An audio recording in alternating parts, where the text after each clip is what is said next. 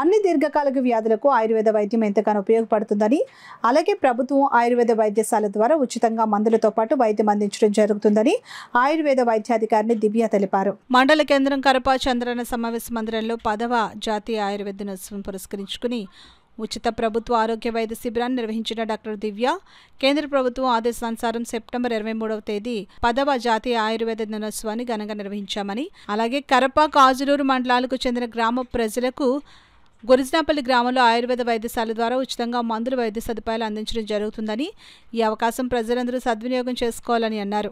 ముసలితనం కానీ లేకపోతే చిన్న చిన్న జబ్బులు అంటే ఊరికే బయటికి వెళ్తే డస్ట్ అలర్జీ, తుమ్ములు రావడం, ఊరికే జలుబు, ఊరికే దగ్గు అలా రావడం కానీ అది తగ్గుతుంది. అలాగే చిన్నపిల్లల్లో మేము ఇమ్యూనిటీ పెరగడానికి స్వర్ణప్రాసన అని చేస్తాము. దాంట్లో ఆ స్వర్ణామృత ప్రాసన చేయడం వల్ల మీకు చిన్నపిల్లల్లో వచ్చే జలుబు, దగ్గు ఇవి తగ్గిపోతాయి.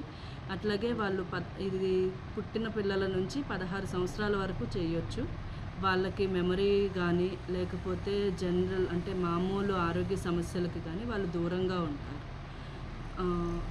అలా ఆయుర్వేదంలో మీకు ముసలితనానికి సంబంధించినవి లేదా వాజీకరణ అంటే మీకు సెక్స్ సంబంధ సమస్యలు లేదా వీర్యకణాలు తగ్గడం లేదా పిల్లలు పుట్టకపోవడము, అలాగే చర్మ వ్యాధులు, మోకాలు నొప్పులు, సొరియాసిస్, జుట్టు రాలిపోవడం కానీ, ఇంకా సైనసైటిస్, మైగ్రేన్ ఇలా రకరకాల జబ్బులకి కూడా మందులు ఉన్నాయి.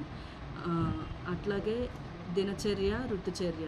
మీరు దినచర్య అంటే డైలీ మీరు ఎలా ఫాలో అవ్వాలి, మార్నింగ్ ఎన్ని గంటలకి లేవాలి, అలాగే నైట్ పడుకునే వరకు మీరు రోజంతా ఏం చేయాలి.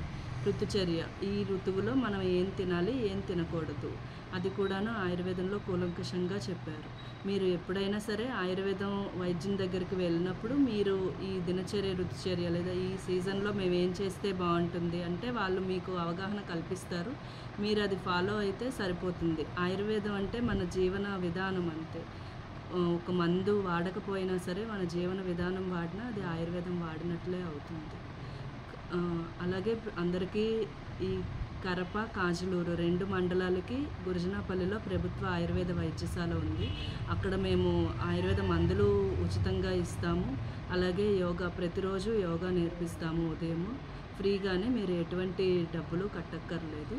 అలాగే మీకు వచ్చినప్పుడు జబ్బులకి ఏదైనా యోగాసనాలు కావాలి లేదా ఇంకా ఏదైనా అవగాహన అంటే దానికి ఏం తినాలి, ఏం తినకూడదు, పథ్యము అలా కూడాను మేము అవగాహన కల్పిస్తాము.